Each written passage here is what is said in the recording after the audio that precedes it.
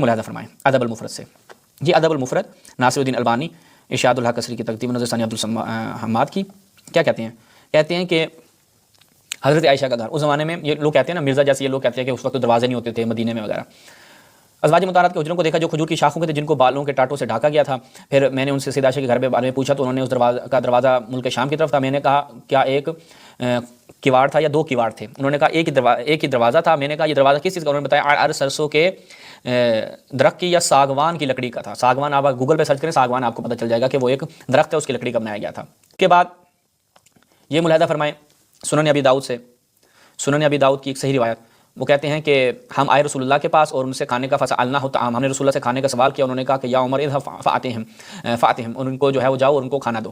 تو وہ کہتے ہیں ہمیں اوپر لے کے چلے گئے. فاخذ المفتاح، تو انہوں نے اپنے من حجرتی، اپنے ایسے سائڈ سے جو ہے وہ مفتاح یعنی چابی نکالی، ففتح، اور دروازہ کھولا. تو بھائی جب گھر کے اندر کے ایسے دروازے ہیں کہ جن کو تالا لگایا جاتا تھا تو باہر کے دروازوں کا نہیں ہوتا تھا، باہر دروازے نہیں ہوتے تھے، کھلا چھوڑ دیتے تھے. تو یہ ایک ان لوگوں کی جہالت ہے جو کہتے ہیں اس وقت دروازے نہیں ہوتے تھے.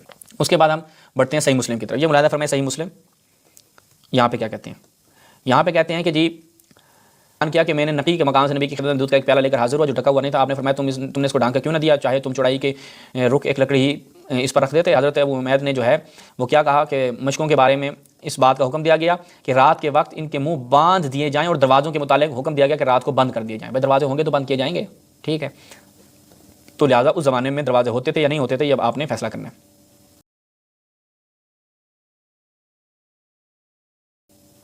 اس کے بعد ہم ایک قدم آگے بڑھتے ہیں اور ملاحظہ فرمائیں البدایہ والنہایہ، تاریخ ابن کثیر البدایہ والنہایہ. یہاں پر کیا کہتے ہیں؟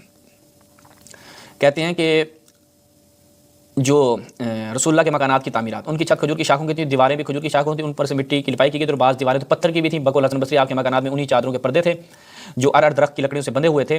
تاریخ بخاری میں آپ کا دروازہ ناخنوں سے کھٹکھٹایا جاتا تھا. بھائی ناخن کہاں پہ لگیں گے؟ ناخن جو ہے ناخنوں سے کھٹکھٹایا جاتا تو معلوم ہوا کہ دروازے پر کپڑے نہ تھے. وہ کہتے ہیں یہاں سے معلوم ہوتا ہے دروازے پر کپڑے نہیں تھے، بلکہ باقاعدہ ایک ایسا دروازہ تھا جو ناخنوں سے بجایا جاتا تھا. کوئی ایسی لکڑی تھی جو سخت لکڑی تھی جو ناخن اس پہ لگائے جاتے تھے.